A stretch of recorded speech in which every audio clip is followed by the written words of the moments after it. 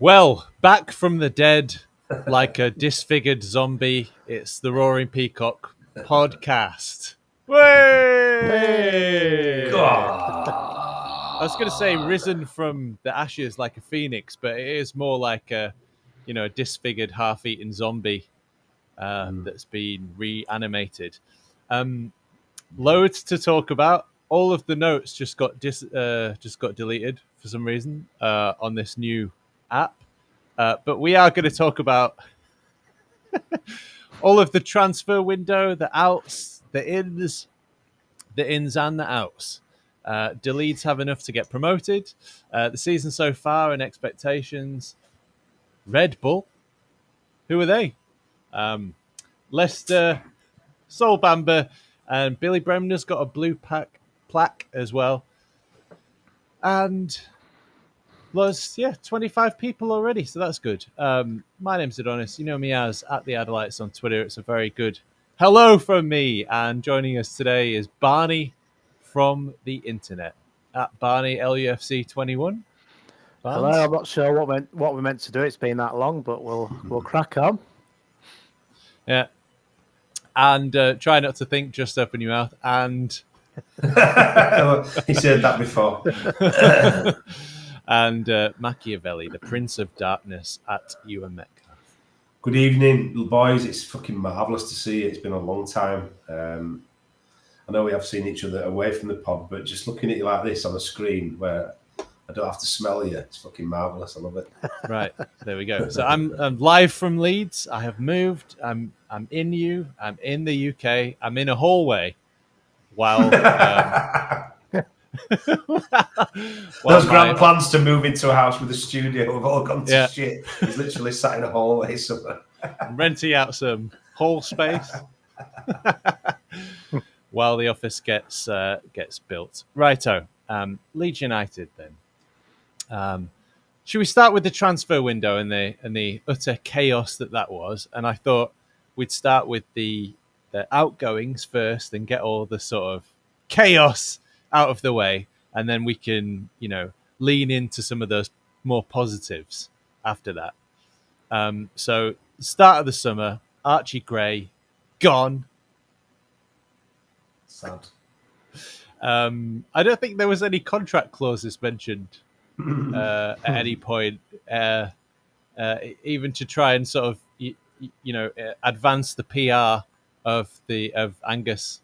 Let's not slide 2 feet into Angus just yet, but let's. Angus Yellow doesn't sell Kinnear, yeah. That Angus, yeah. So let's have the positive spin on it, and then we'll go full darkness with you and afterwards. So Barney, I haven't really got any positive on it either. If I'm honest, it started to feel like another summer of last summer, where players were just leaving. The old contract clauses were coming out.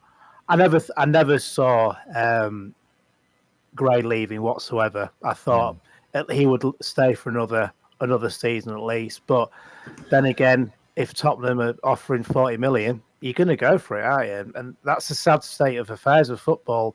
As a fan, you're looking at it from a financial point of view nowadays, rather than just as a fan of Leeds United and seeing the Gray dynasty carrying on at the club. But unfortunately, he went. Rutter, disappointed again. I thought he would stay, but again, big money's coming in, and this is a stark reality of not getting promoted in the playoffs. Mac? Well, like Barney says, when you have a successful season, you do really well, and you've got elite players like Somerville, Rutter, Gray, and others. They're going to get picked off, aren't they? When you get that close and you're in the public eye. But let's be honest, they're all just commodities. Fuck them. And the club, they are. That's what they are now. There's no loyalty. They don't move for, to repay fans or loyalty. They move for money and to further their careers. It's a job to them. It's not to us, So I think Gray was the shocker. I kind of thought Rutter, Nonto, and Somerville would go. I thought Gray would still be here, and I thought we'd be able to replace all three of those that I've mentioned. I thought would be gone. And of course, Bar Route make a good profit, because I think what Somerville cost 1.4 mil. You know, you're making maximum profit, I think, on him. You've got maximum profit on Gray. I think Route was the one who was disappointed because his clause was so low that you kind of look at what we bought him for. I don't think he activated any of the add-ons, but I stand corrected if so. You know, we didn't probably make as much on him as you might have liked, but no, I think he's a bit of a luxury player for us. I thought he had amazing games where he was unplayable and was like that spark that we needed. But there was games where I thought he was really frustrating and played for himself and not for the team. You could accuse Somerville of that, certainly in the big games towards the end of the season. So, listen, they did us proud when they were there, and people always, I wish them well. I couldn't give a shit now. They're not to do with us. So, I think the only player that's moved on recently that I wanted to do well and for himself and was Phillips. But other than that, they are commodities. And I think the other thing to sort of balance that argument up a little bit, you know, if you look at how we've treated Cooper, who's been a servant of the club for 10 years, then why would you be loyal to Leeds United? You know what I mean? I think flipping it round and being devil's advocate, if that's how you treat a lad who's got us promoted, played at the top level, bought for what, 500 grand from Chesterfield 10 years ago. I mean, he reached his ceiling, didn't he? And then some. He gave 100%. Everything, really. Exactly. And to treat him the way the club have by not announcing anything. I'm not saying they should have given him a contract. Nobody gets anything given in this life, not even elite footballers. But, you know, the way that it's not been announced, no testimonial, no kind of celebration of his time at the club, I think is appalling, really. So, you know, you wonder why footballers behave they do and then clubs behave the way they do. Well, you've had a great, you know, snapshot of it from Leeds in the last few months, haven't you?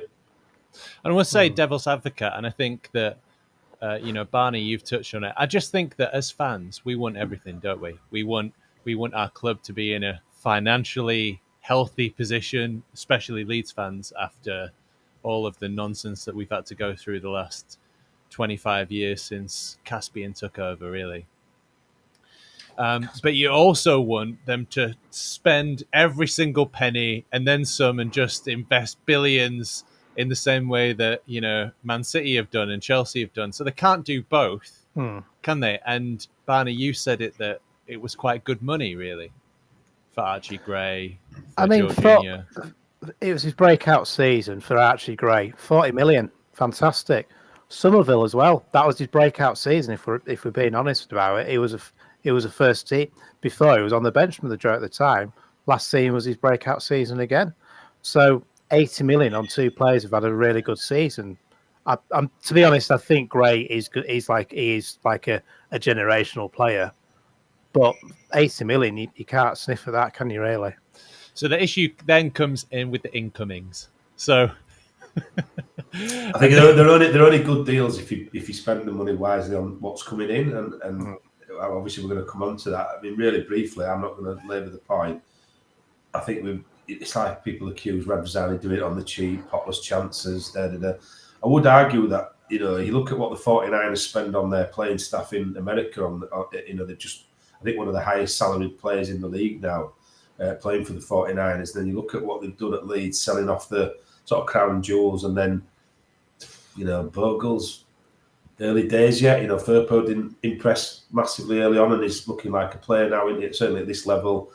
I think Bogle's had good games and bad games, but it's not an inspiring one. I think we haven't brought in that marquee signing that would have really maybe made people think, fair enough, you know, we've brought in some income, we've spent it. Although I do think we've looked like we've got a better balanced team now with it. And you know, like you've said, we want it all. We want big money splashed about. We've brought in 120 million, so let's spend it all. That's never going to happen. And let's be honest, the Chelsea's, Man City's, Leicester's of the world, they're cheating. So, you know, we're trying to do it right. Is that the right thing to do? Clearly on a football PSR point of view, yeah, but you know, it seems that people are getting away with cheating now. So you kind of think, well, if you can't beat them, join them. But yeah, I think the players we've brought in on a positive, I've liked every one of them. I think they're going to contribute massively to the squad of the season. And we're not relying on a moment from Rutter. We're not relying on a moment from Somerville. We look like we can, you know, play as more of a team. So let's see.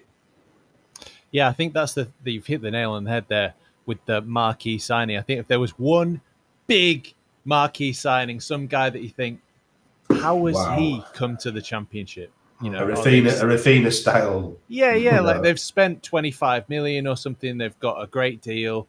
They've pulled somebody from La Liga or where, but one of the top clubs, and you've gone, wow, that's made a big statement. And I think that would have balanced it out, because I do think that they have an incredible rate of positive, successful transfers out of the list of signings that they. If you think about how successful Orta was, for example, and he used to always say that 1 out of 3 transfers would be good. Well, they've got a way bigger success rate than Orta ever had.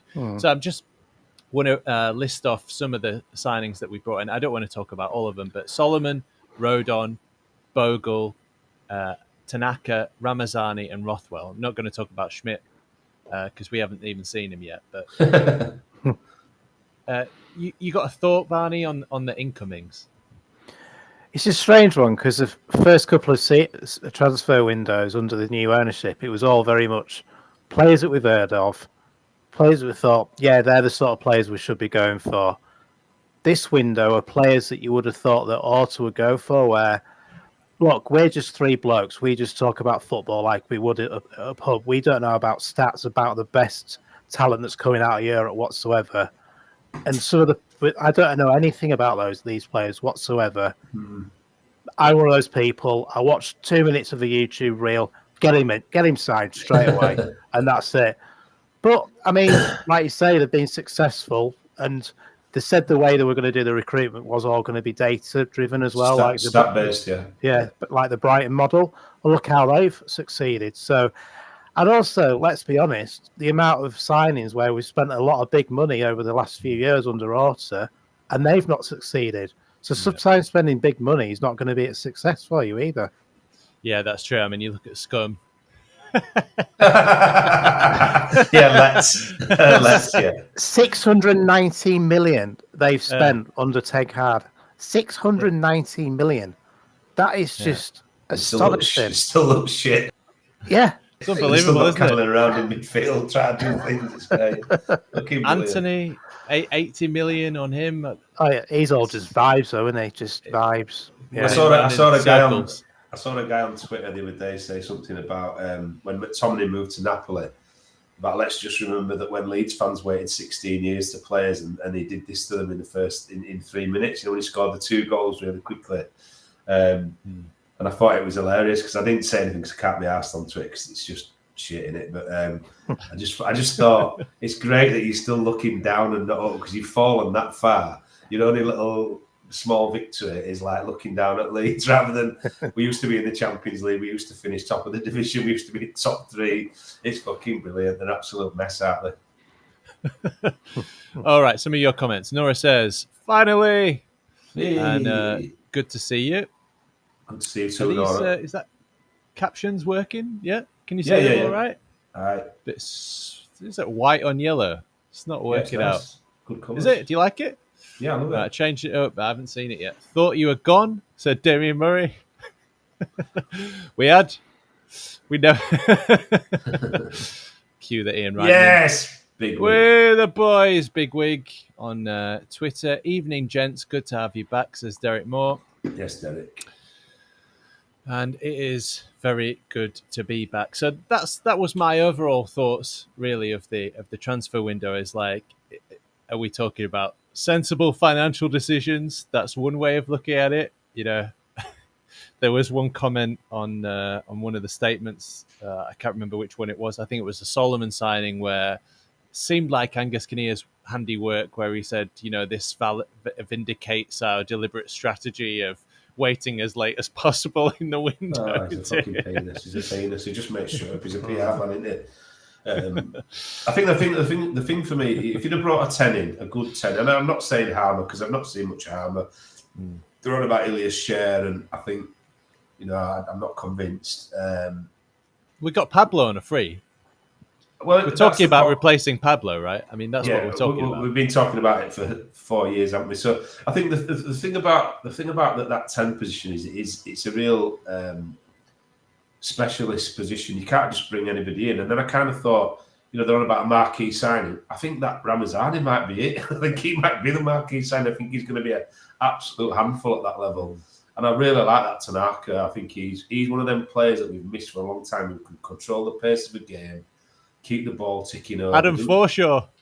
Yeah, right on, brother. Yeah, another one. Yeah, and I think Tanaka will stay fit for more than 3 games a season. But I just think we've got some players in there that are. A number 10 would have been great.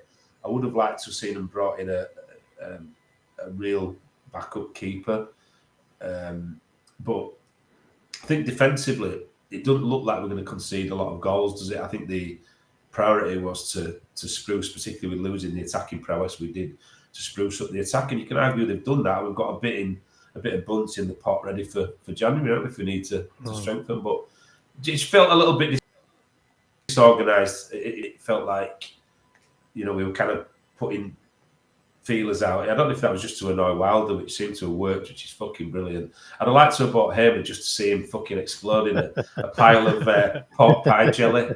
Fucking spam-headed twat. So the story behind that apparently is that Wilder was incredibly upset that Bogle was able to leave so cheaply, and so they increased the asking price of Hamer to 22 million. Right.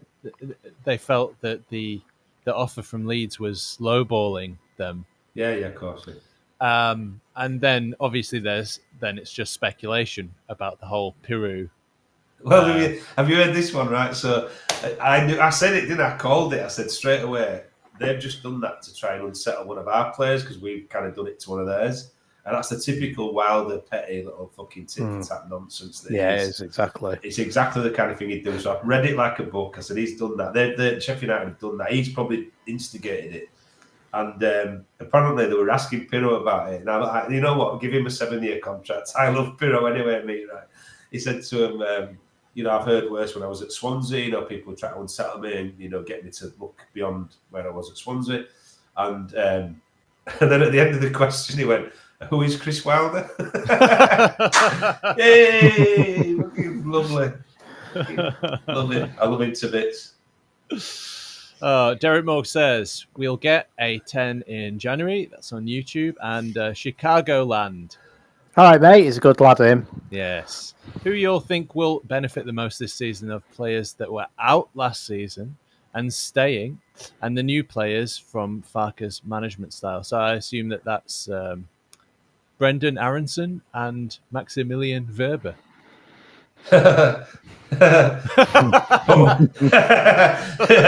I think the fact Y'all's in there, is he American by any chance? Yeah, he is. Yeah, yeah. Listen, Chicago.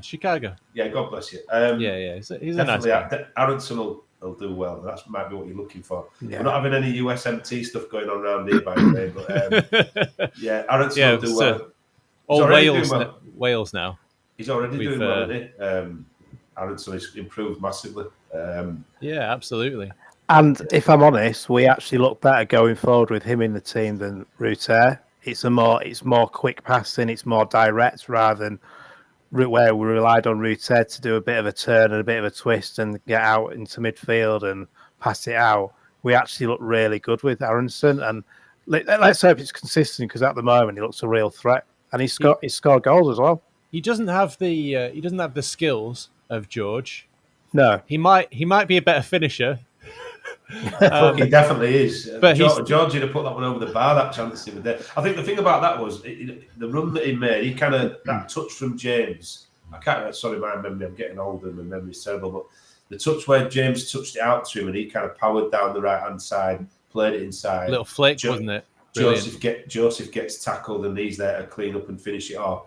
Ruter wouldn't have done that, and I guarantee 100% that when Aronson was with us before, he'd have got knocked off the ball because the left fullback was trying to, pull him and knock him over, and he kept really strong and kept powering forward. So, I think the redemption arc for like Nonto's been, massive, and I think it can be for Aronson. I think Werber's a different proposition for me because of the Borough performance and because all of a sudden when nobody's come in for him, when he's obviously been touting himself, he's suddenly, oh, Leeds is a perfect fit for me. Yeah, fuck off, mate. We're not that stupid. You know what I mean? So he's just not strong enough for me. he just looks shit. He looks like a pub player. I mean, when that season when he came in, the first game, oh, he's a good player against Cardiff.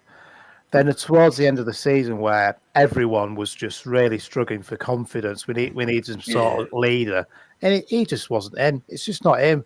And as soon as he came back, he was injured straight away, and I just don't think he fancies it. I don't think he fancies it. I think he thinks he's better than the Championship. Me too. Yeah, well, he's another player that looked just exceptional in Austria, and then apparently the Championship is quite a fair bit of a step up. But he's, when he's good, he's really good, but he seems to have just lost all of his confidence, and I think he's being advised badly. I mean, that was some of the comments that came out of that interview that he did with Sky Sports in Germany or Austria, I think it was. Mm-hmm. Just ill-advised. I mean, like you said, do you think we're that stupid? He was saying, I didn't explicitly say that I wanted to leave.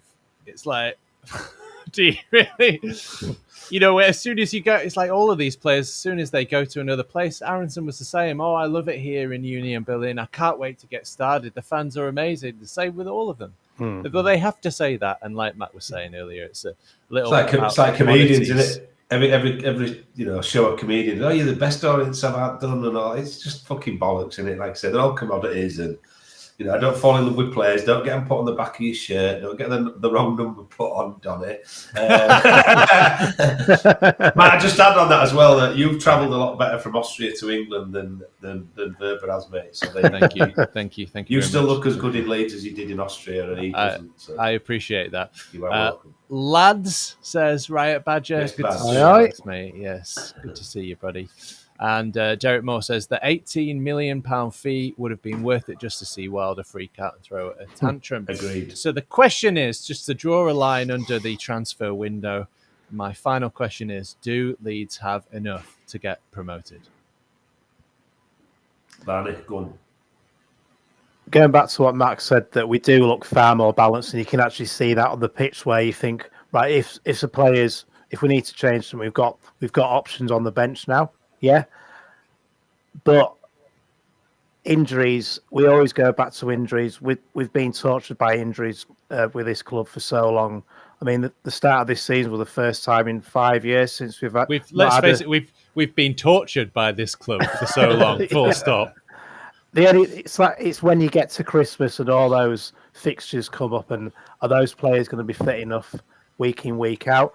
But then again, we don't know what the new what's the word? Training physio is going to be like, do we? So yeah, Dr. Frankenstein's left now, not Price. It's all ifs and buts. I think we can all say by Christmas time we're going to know if this team's up for it and up for the fight and the challenge, top two, or even winning the league, which we are going to win the league. Full stop. I love his positivity. The sunshine's coming back, Mac. I'm going to counteract that with. I think it's a part of a much weaker league than it's been for some time. So I think that with that kind of marquee addition, I think we would have definitely been there or thereabouts. I do think there's 2 or 3 good sides in there. I mean, it's all you need, isn't it? We proved that last year. I think we were better than everybody else, bar Ipswich and Leicester. So, I don't want to be getting involved in the playoffs again. So I'd like to think we'd finish top 2. Certainly, I think on early evidence, certainly the conceding very few chances, not conceding a lot of goals, and capable of grinding a result out and probably battering a few. I'd like to think that we're going to be there or thereabouts again. But I just always have this thing with Leeds that, like Barney says, that there'll be injuries and we haven't kind of got the squad depth, and you've got young players that are untested coming in, but one of them's going to have to step up like Archie Gray did, or some of the other young players that have come through. You've got to believe, haven't you? But I'm the eternal pessimist who thinks we'll be here forever. So, and if we are, we are. I think it'll hinge on 2 things. I think it'll hinge on, like you said, both said, injuries, so squad depth. So will these fringe players, will they step up? Will Verber finally step up to the level that he was showing previous to Leeds, in Austria and for the Austrian national team. Will Aronson step up with goals? I think he's scored 3 in the last 2 seasons, over the last 2 seasons. So we need a lot more than that. So will some of these players step up? And when we've got injuries, will players like you just said, Matt, Charlie Crew, for example, De Bayo, if we need him, will those lads step up and do a job for us? Joe Gelhardt. Come on, Joffy. Well, that's the other thing. We've seen potential in him. Exactly. Well, I thought Nonto went missing a lot last year. And I think, looking at the position he's playing now, he's not out wide. He's coming into that 10 role. We talked about trying to get a 10. He's a sort of player where you think he could probably play that role if he just was had a bit more bite about him. He goes down a bit too easy, a little bit. But you look at the goal he set up. Can't remember the pass that he played through. Sorry again, my memory's awful, but he looks like he has got a vision, but I think he's a bit wasted out wide. So I think maybe when he's got that roaming role and he's able to play a bit more central, he might be a bit more effective. And he scores goals, doesn't he? Yeah, and you read my mind. That's the other thing I think it'll hinge on is when teams sit back and in a low block and they say, break us down if you can, have you got the ability to, find that key pass? Are we able to do that consistently? Because I think that has been a big problem ever since, teams switched on to us after the first year in the Premier League. And, that first year in the Premier League, nobody was sitting back because they were like, oh, little old plucky Leeds newly promoted, we can attack them and it won't matter. And then after that, they realised, okay, it's Bielsa, it's not just Leeds. We'll pack our defence, get them to break us down. By that time, Pablo had gone, and we had Rodrigo trying to play a 10 and trying to find those passes, and it just hasn't worked. And Tyler Roberts, of course, who did a very good job for us. Who's now at Northampton. Yeah, got a great transfer deadline day, didn't he? Northampton, yeah. How the mighty have fallen. Okay, so a rocky start to the season. Leeds 3, Portsmouth 3. It wasn't too bad. The first 20 minutes, we were just incredible. I think that's some of the best football I've seen under Daniel Farker. We hit the crossbar, I think, 3 times. 3 times, yeah. I thought we were, I was all aboard HMS Pistol League. I was doing that. Stop doing that. I was pulling the horn. I was. And obviously, we Leedsed it up. Last time I remember us being that porous. I think we were 3-0 up against Cardiff, something like that, and they came back and drew 3-0. And then disaster against Borough, and that was panic stations, and that was when I thought, we were going to have to make some serious signings. So, Barney, how did you, the happy clapper that you are, survive those first 2 games? Portsmouth game, looking back, I think that was just a freak result. I think on the day, it was Leeds United. Portsmouth just got promoted. They came at us. They had nothing to lose. I find sometimes this team that we have think they're far better than they actually are sometimes. And they're a bit too lazy in the passing and a bit not quick enough in what they should be doing. And I think they're better than they actually are. I think that sometimes they just need to understand the basics before they think they're all that. Borough game I didn't watch, but I just watched the downfall on Twitter. And it was a perfect storm, really, wasn't it? The fact that it was coming out from the fact that the players found out that Rutte was leaving that night, so maybe that performance didn't help as well. But it was a perfect storm. Players were leaving. We weren't seeing any players in. We're drawn against a newly promoted side. We're absolutely shite against the Borough side in the Cup. And it's just every Leeds fan's worst nightmares, or probably some Leeds fans were like, I told you so. I told you this would happen. Yeah, I know what you mean about not switching on, because when you look at the really good sides of the last 10 years, I'm thinking in the Premier League, Man City and Liverpool, their players never switch off. No. Ever. And I was looking at, Billy Bremner's just had a blue plaque put up in Sterling. And his one of his mottos was keep fighting. And I was watching old interviews about him, and people were saying, players were saying, it didn't matter what the score was. We could have been 3-0 down with 5 minutes to go, or 5-0 up with 5 minutes to go. He acted in exactly the same way, switched on, aggressive, fighting for the ball all the time, and with the ball, trying to make things happen. And for me, sometimes this is not slating Ampadu, but Ampadu is absolutely fantastic in midfield. But sometimes he's a bit too, all right, I've got plenty of time on the ball, and then other players that think, oh, we're all right, and then all of a sudden he's a little bit sloppy in the passing. And you sometimes find that in games with Ampadu. It's a little bit frustrating sometimes. Okay, and then the turnaround. So initially, West Brom 0, Leeds 0, and it felt like to me, we'd conceded 6 goals in 2 games, and it was just, let's get back to basics, let's structure defence, and then we built on that. Wednesday 0, Leeds 2, and Leeds 2, Hull 0. Mac, see what I did there? I've gone the positive for the bad results, and now I'm going for the darkness with the positive results. Okay, well managed. Thank you. Well, as you know, I think I watched both of those games when I was abroad. Everything feels better when you're abroad. Doesn't it? Wine tastes better. Fucking beer tastes better. Leeds victories taste better. Do you want to say where you were? Why wouldn't I? You want to give it away? I wasn't on some private mission. Your little secret? No, so I was in Kefalonia. Which Hull game? Was I watching the Hull game there as well? What day was that? I've been away that long. I can't remember when I was in. Those white plastic chairs that you get at these places. Yeah, man. So I watched the show. I thought against Wednesday, I thought we played really good football and didn't get frustrated by the fact that they were sort of playing that low. But there was times where I thought we gave away a little bit too much space. But I thought overall we played well and we just had better quality.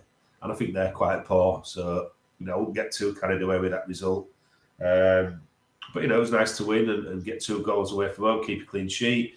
Hull was a bit of a better test. I thought they were a much more organised team with much more combative sort of players and potential threat with Miller, who's obviously a bit of a sort of bogey player for us. He seems to play really well against us. But I thought, to be fair, people sort of had a go at Bogan. I thought he kept him relatively quiet.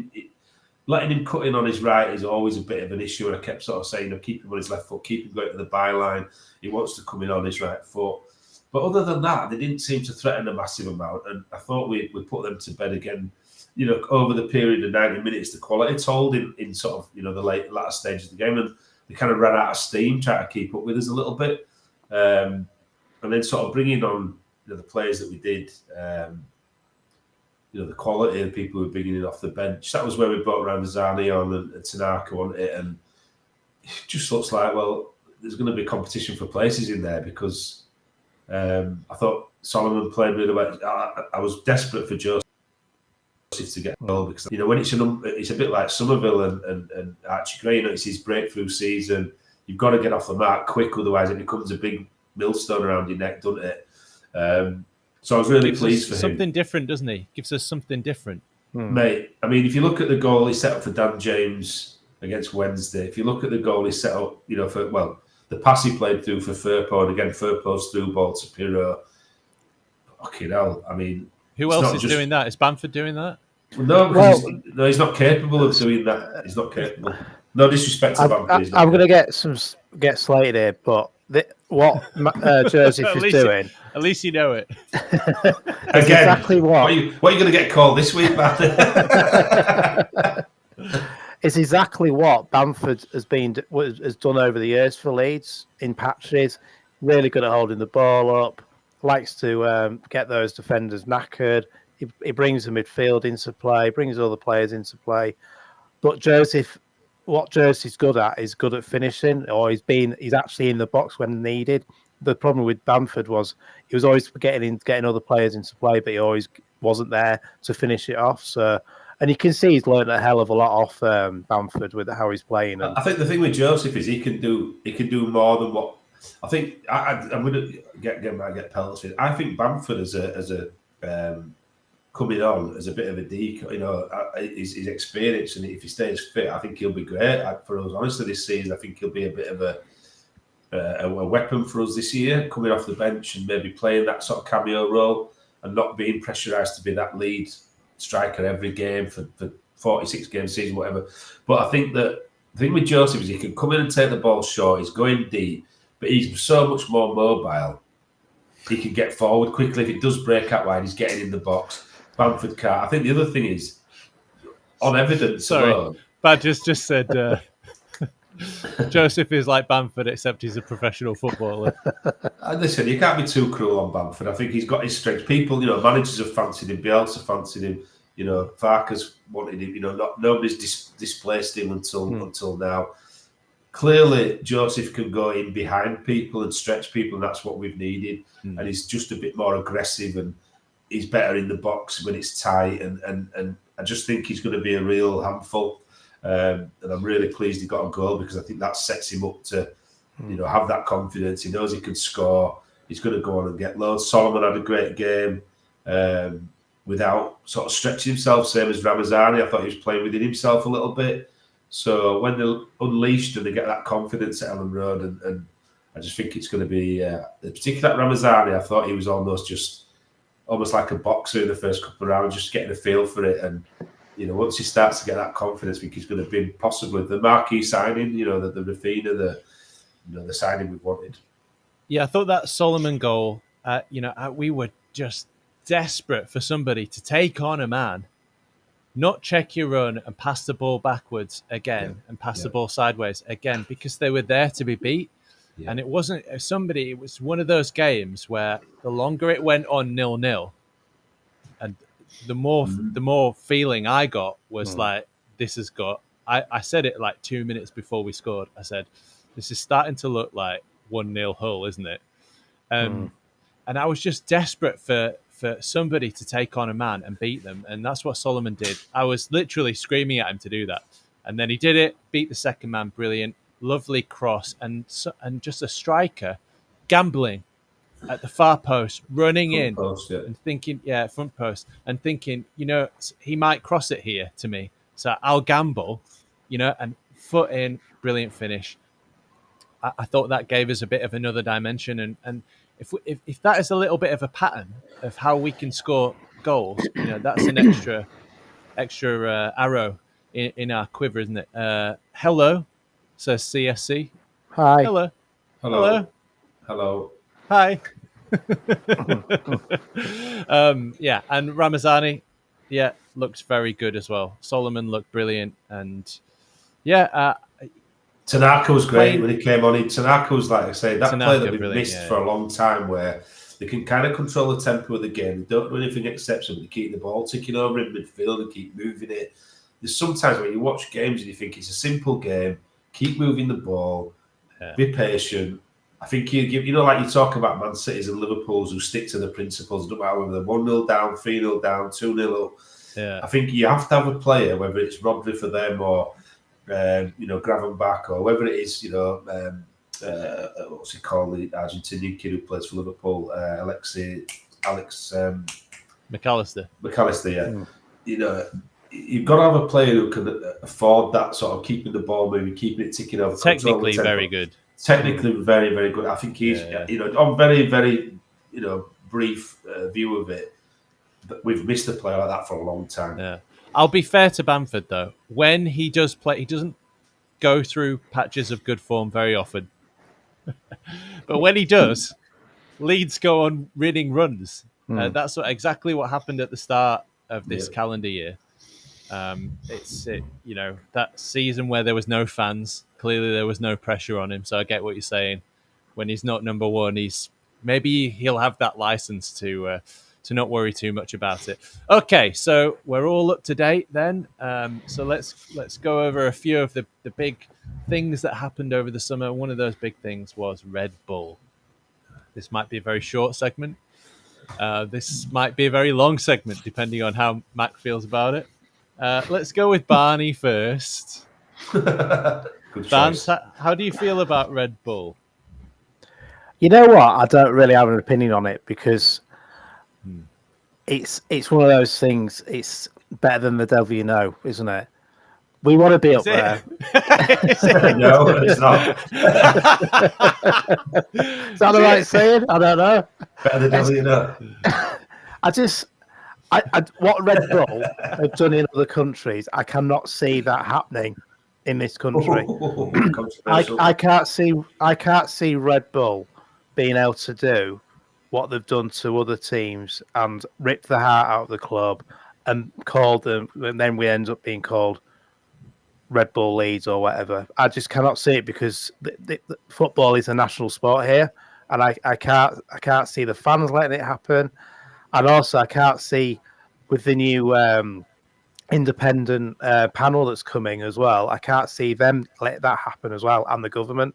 I just cannot see it happen. I'll probably be wrong. To be fair, someone screen record this and it will happen. Yeah, I'm going to say fucking screenshot this motherfucker. To be fair, Barnes, the national sport of Austria is not equestrianism. It's also football. But you know what I mean? Everyone thinks it's the sport that was invented in this country, kind of thing. Why don't you think, Barney, that they can do that here?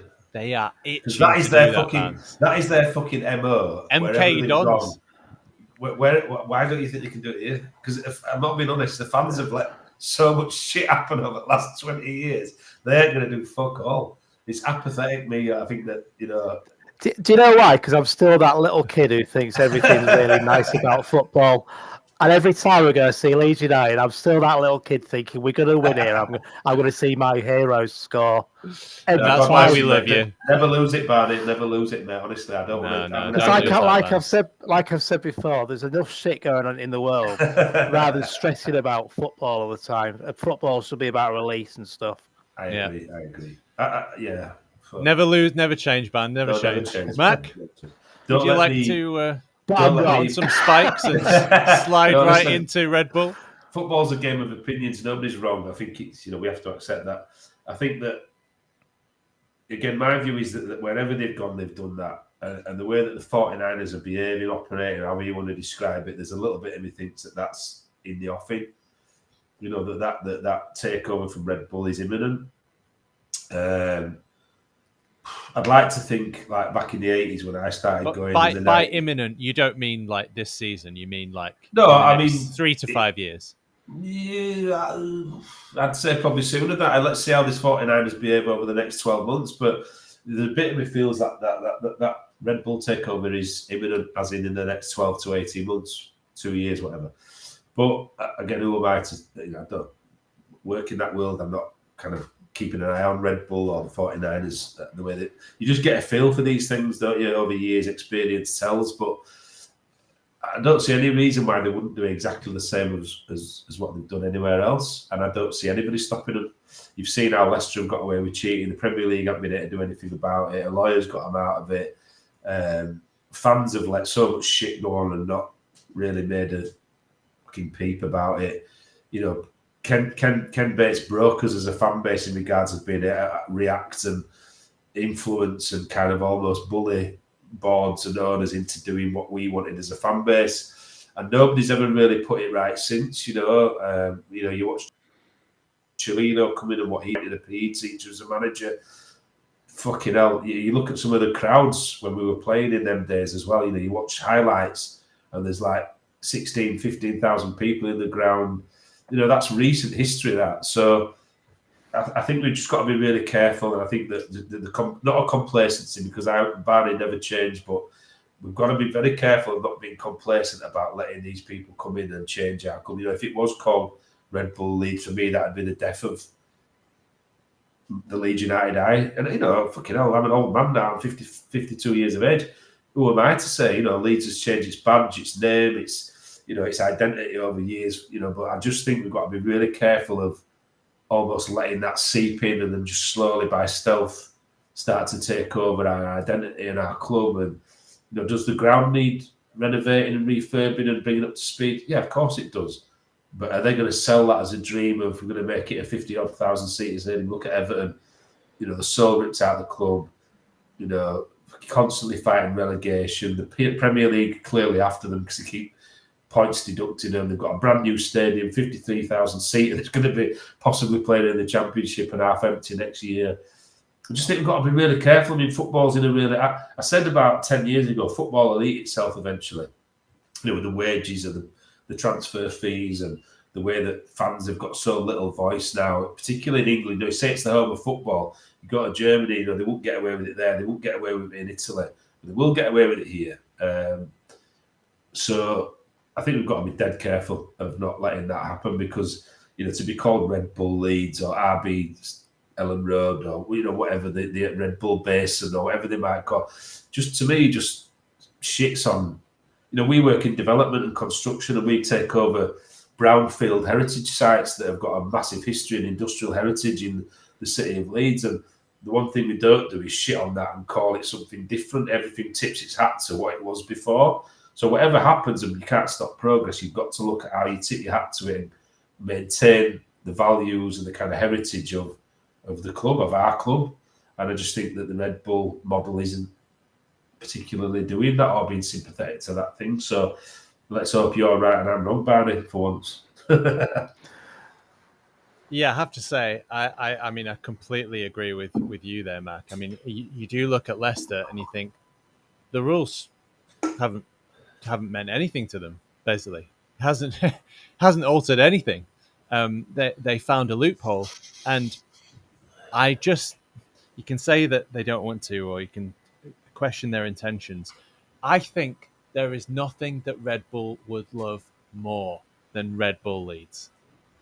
Nothing that they would love us to. They would love to have a Red Bull team in the Premier League, the biggest league in the world, the most eyeballs on it. We are the English club they've invested, and 10 years ago they said they weren't interested at all in any type of ownership deal for Leeds United, any sort of percentage. And now here we are, and they say that they don't want more, and the 49ers say that they would never sell to them. And what's true today is not necessarily true tomorrow. And I think that you're right. I think we do have to anticipate some of these worst case scenarios and put pressure on, for example, the independent regulator to ensure that sort of thing can't happen, because we know that if you don't put the rules in place, lawyers will find loopholes, and we shouldn't be having to say this, because it should be a positive. When you look at Red Bull as a sponsor, it's a massive deal for a championship club. It's a global brand, and if you look at the other sponsors on the other fronts of the shirts on some of these teams, it's like, it might as well be Zenith Data Systems and Lions Cabinets again. I think the other thing is they've managed to, for whatever reason, whether it's Red Bull's influence or not, we've actually got a fantastic yellow kit for the first time in ages. So Angus and his yellow don't sell bullshit. Hasn't washed with whoever's made that decision. So good, because and so much better without red. Exactly, and that's the thing, is why they've had to put the badge on some of the kits clearly. But listen, I think that being devil's advocate, and this is a question to people who listen and watch. Would you sacrifice calling it Red Bull, particularly the younger generation that listen and watching? Would you sacrifice calling it RB Leeds to be in the Champions League every year and be a top 3 or 4 finishing Premier League team? And to be fair, I mean, it's a tough one, isn't it? I mean, of course it is. The young supporters have just seen Leeds in League One, Leeds in the Championship, and they've only seen Leeds in the Premier League for 2 seasons. Yeah, exactly. We're from a generation who've seen the proper ups and downs, the ups of the Champions League, the ups of us qualifying for Europe every single season. We're that far away from actually winning the Premier League as well, and also won the First Division. So it's a tough one, isn't it? And at the end of the day, there's no more morals in football anymore. So It's either do you want to just carry on as we are, or do you want to step up to that next level? And sometimes you've got to you've got to sleep with some nasty people to get to those nice people. If you look at, I always think about my kids. My kids are 15 and 13. You know, Luca's a good footballer, plays at a good level, and I'm pretty sure if I said to him, if the club was called RB Leeds United, whatever, and you got to watch them in the Champions League every year and buy in the best players in Europe, and going on that journey rather than we're called Leeds United, we play at Ellen Road, the stadium's the same as it was in 1994. And you retain that heritage, but you never move on as a football club. Let's be honest, we've languished in this division now, 18 years out of 20, 23, whatever it is. I'm pretty sure it's like the kits. I'm a different generation, so when they bring out the bus seat kit and the burgundy one, you know what I'm like? I'm like, fuck that shit, what a rubbish kit. Who's designed that? Which kit? But they're not built for me, are they? They're not designed or made for me because I don't buy them anyway. I never wear a kit. My son will be like, oh, I like that kit, Dad. He's very open-minded to all of that kind of, he hasn't got a heritage, he's not got a history of watching us in yellow, so he doesn't really care. I'm pretty sure he'd say, mate, call it RB Leeds, let's play in the Champions League, let's buy the best players in Europe, let's have FIFA packs on Leeds United players rather than, you know what I mean? So I think it's a different proposition to the younger market, and that's progress, can't stop it. What's that Bob Marley quote? Don't gain the world and lose your soul. Wisdom is better than silver and gold. I think it is a conundrum, isn't it? Do you languish forever? I mean, if that's the choice, which it's not, it's a false choice. It's just a hypothetical. But if that was the choice, do you languish forever as Leeds United, or do you go back to and experience the things that we've all experienced? Correct. Those Champions League nights. I mean, people have different opinions about the music. Me personally, I really like that Champions League music. I'd really like to hear it at Ellen Road again. Especially when you heard it at Ellen Road. I remember the first time we were in the Champions League, you heard that music, like, we've made it. We finally made Spine it. tingling. Yeah. Spine tingling. And as a kid, growing up, which we were, Barnes, Matt was already an old man by that time.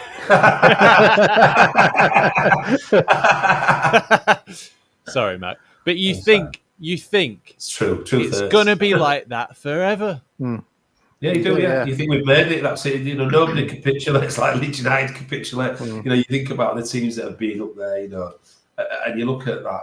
We laugh at Man United now, but nobody would have ever foreseen where Man United right now. It's a cycle of these things. We just do it really dramatically, don't we? We kind of reach the heights, get promoted, win the league 2 years later, qualify for Europe every year, the Champions League. The highs are the highs. We do it really from grace, like nobody falls from grace. And I think about my kids. They've watched us play in the Premier League, at the stadium live half a dozen times, both of them, because COVID obviously impacted. And getting tickets is difficult now, and so on and so on. So, would they like to go every week in a 60,000 seat stadium with music, every week? Probably, yeah. And I don't think they'd give a shit what the name was, because they haven't been brought up in my generation. They haven't gone to Ellen Road when it was worse than it is now. As much as people slag it off, it was a lot worse when I started going than what it is now, and the cop the way it was, and what have you. So I think it's interesting psychologically because when we went up with Bielsa, we had everything really. We had the moral high ground because there's listening to Bielsa, it really was like listening to a guru or something. I mean, morally superior to basically any other human being that you'll ever meet on the planet. So we had the moral high ground. We were fighting for the soul of our club because of the years and years of terrible ownership. And we just got back to the Premier League. And if you'd have asked any of us then, there is absolutely no way that we'd be having this conversation about RB Leeds and the rights and wrongs of selling your soul in order to get back. But I think that last relegation felt a bit different and something a little bit broke, I think, with us, Bielsa gone and just the slippery slope to the sea of failure with Sam Allardyce and whatever, and all of a sudden you realise how horrible modern football is, and then you come back to the Championship with a thud, and then the playoff final as well last season, I think, was sort of like the last arrow in the heart of many a naive Leeds fan thinking that the good times were back. So I do think that it's really interesting psychologically where we've come, especially as a podcast, because 4 years ago we would never have said any of the things that we've just said in the last 10 minutes. The thing for me as well is that we've been out the top league for so long.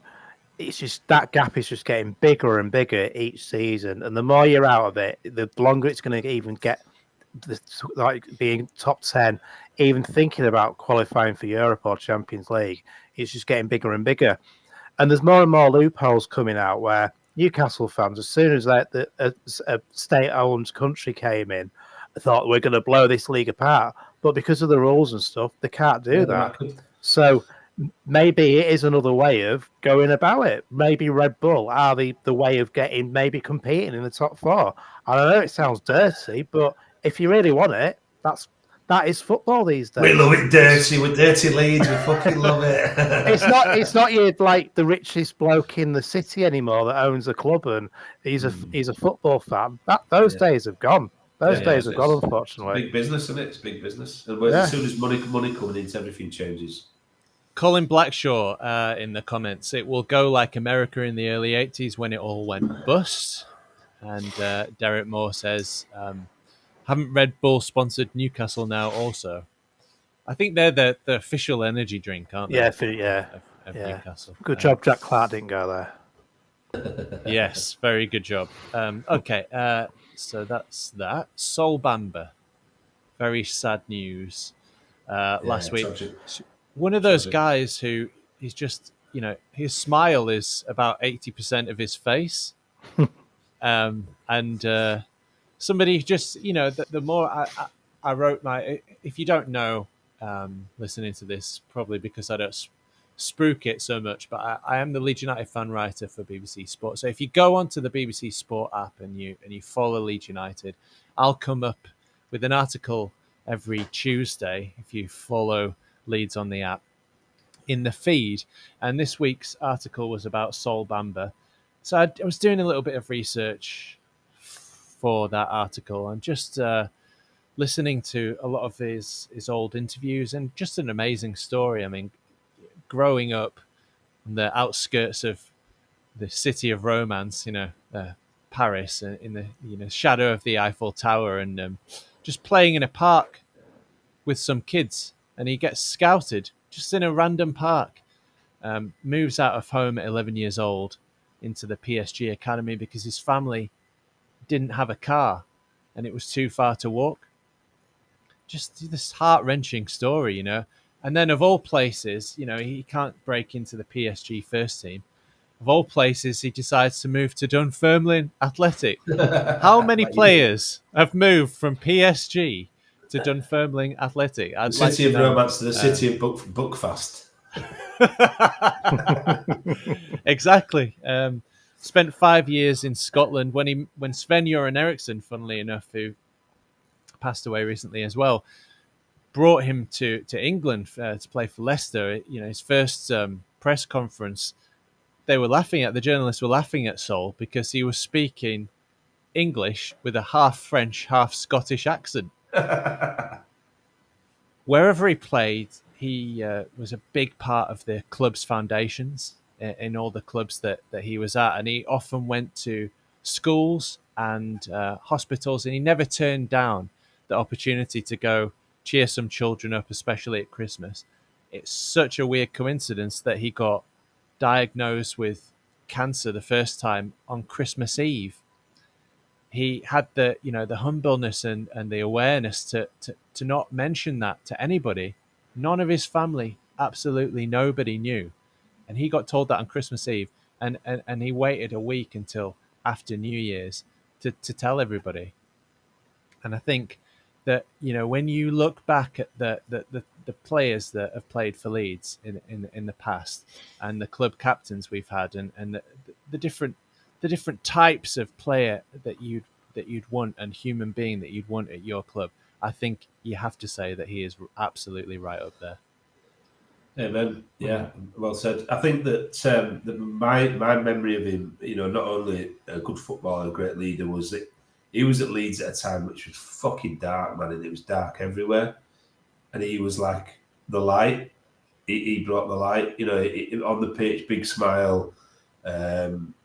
Clearly sort of tried to protect the fans from what was going on behind the scenes, and paint a picture that made people think everything was okay. And we knew it wasn't okay, but you listened to Big Sol, didn't you? You thought, yeah, if Sol's okay, we're okay. So I think he brought a lot of light and positivity to a situation which was almost hard to find any of those things in it.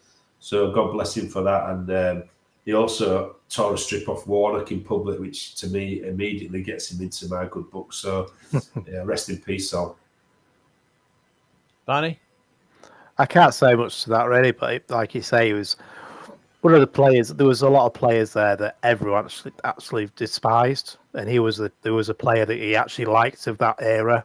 He was a proper captain. He understood what it meant to play for this club, where those other players were just taking the piss out of the club and also the fans. Yeah, it was just a top bloke, and like you say, that you don't get many footballers like that these days, where you just what you see is what you get. Yep, Riot Badger chiming in here as well. Sol was the only good thing about that era, and I always remember him singing "Marching On" together in the toilets with Leeds fans. Yeah, he will be missed and remembered fondly. Okay, we've got to the end.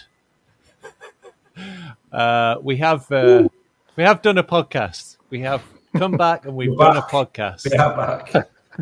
A bit rusty, but we're getting there. Yes. So finally, only one last thing to do then. What is your thing?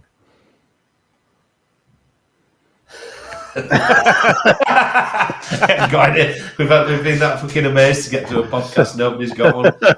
I've got a couple of things, right? So I'll go first if everybody's been dead hesitant and polite after you, Claude, and all that. But so I went to the barbers tonight, right? So this is going to surprise you because clearly I don't need to go to a barber's. But I took my 15-year-old son, to the barber's tonight. I'm glad that you took your son there. I was worried that it was going to be some body part that you take into the barbers. I've now sold a kidney to Turkey.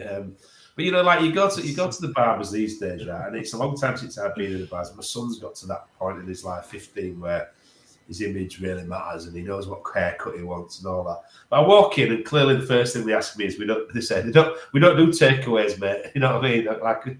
So I walk in and I sit down and my son goes and gets his haircut. And there's all these people come in. It's just one thing that struck me. It's probably my mad brain, but people come in and they sit in the chair, the barber's there, and they go, grade 2 on the side and a little bit shorter on top, don't take too much off, and I kind of wear it like this, and da-da-da-da-da-da.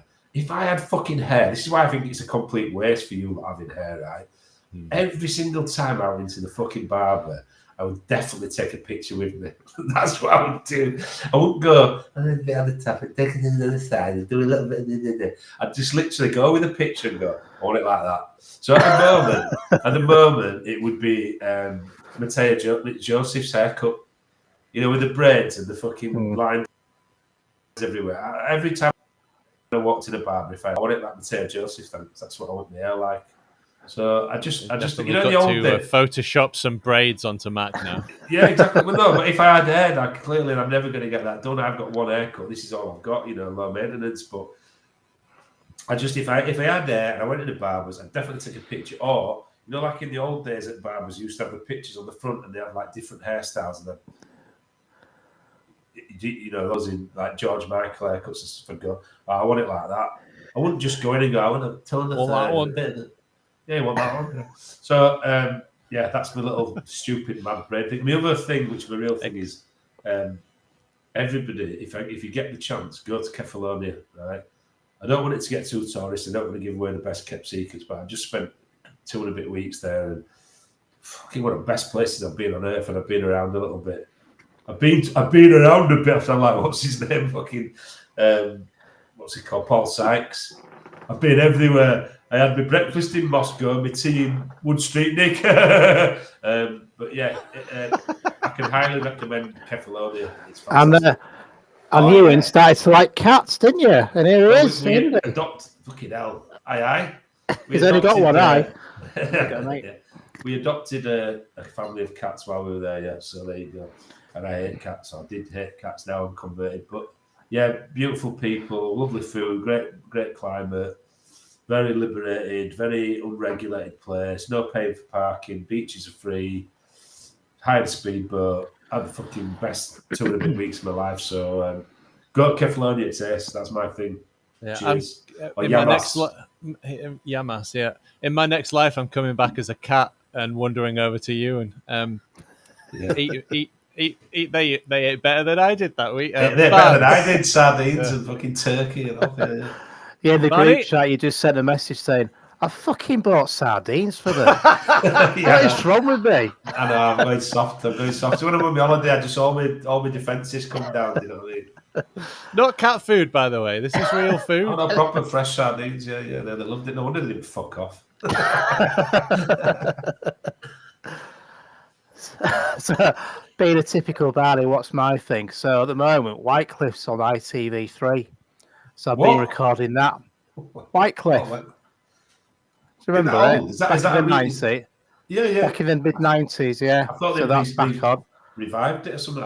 It's back on. So I've been watching that. It's very good. Looking at the Cornwood scenery. So yeah, and that's about it really. I have missed the 1993 UK TV guide. You should see my Skype on her. So there's Whitecliff recorded. Mine. I'll go to at the moment is we like to watch Escape to the Country. That's quite good. Not Britain's Greatest Road. Not that. Have you seen? No. Is that the one with the bus? Do you remember that thing on BBC Two? And it was a silent bus that just used to travel around the country lanes, just taking in the scenery. That was great TV. The magic bus. What was it called? It was basically just a double decker. And the bus just stopped and it saw people getting on and off the bus and silence. It was brilliant TV. That's a BAFTA right there. We're just waiting to happen, isn't it? Put the mushrooms down, Barney. Put the mushrooms down. It's a magic mystery tour. And also, our thing has been watching Brits liking cruises. Oh, that's a good thing. We like to go on a cruise. Definitely. Got a bit of a thing about. If you ask my mum what her thing was, it might be quite similar to Barney's, which is 76 years of age. You need to bring out a book of bad television. Yeah, you should. Except you wouldn't call it bad television. You call it the best TV shows of all time. I've got a thing for Jane McDonald. Yeah, Barney's crush is Jane McDonald. That's right. If she's presenting or likely to turn up or not, Barney's watching it. Oh, she does some great TV on Channel 5. And the best thing is when she sings at the end. We always try to guess what song it is. Yeah, guess the song. Getting ideas for the pod. So tonight, Barney will be finishing off with Faithful by True Faith by New Order. George Michael. You've got to have faith. Gotta have it, yeah. Oh dear. Well, I am going to university. That's my thing. I'm going to university in 13 days. I'll be studying journalism, and that's my thing. Awesome. I'll be there for a year. Going to Leeds Trinity University. So if you're around in the Horsforth area, come and say hello. Fucking students. I thought when you go to Leeds University, you've got a fucking cleaning job. You bloody Austrians coming over there, taking our fucking jobs, taking our student places. Send the butts back. And I can't remember what the last pub was. I think it was the preview of the playoff final, and that went well. But was that on that? Yeah, it was May, I think May. But I mean, I've moved to the UK. I've settled in now. Clearly, I'm in a hallway, so we're not quite got everything figured out. But getting used to living as a student, living in a fucking hallway. Right. Just you want me to bring a tin of sardines round for you, Donny? What's that meme where he's like, he goes undercover at a school and he's like, "Hello, fellow, howdy, hi, fellow kids," or whatever. That'll be me. I need to start wearing my cap on backwards. Anyway, Barney, are you here next week, or have you left us? You leaving us? I won't be here next week. No, I'm in Norfolk for the few days. So if you'd like to replace Barney, if you're upbeat and you've got the gift of the gab, and you have to be a happy clapper to take over from me. Yeah, that's it. If you're a happy clapper and you'd like to come on the pod next week, just let us know, and we'll try and do this thing every week. And you have to watch ITV3 or ITV4. Yes. A lot. Yeah. What was that detective show you used to watch? The Professionals. Oh, Professionals, yeah. There you go. Fun pod, as always, gents. Don't leave it so long to show your faces next time. Thanks, Derek. Definitely will. And by the way, 673 people. Jesus Christ. Including Twitter, which was 669 of those people. So I'm guessing that there's 4 people on YouTube still watching. So they need to get out and touch some grass. Fucking hell. No. Upbeat. Never mind. Not You're you, more than Badger. welcome on anytime, Badge. Not you, Badger.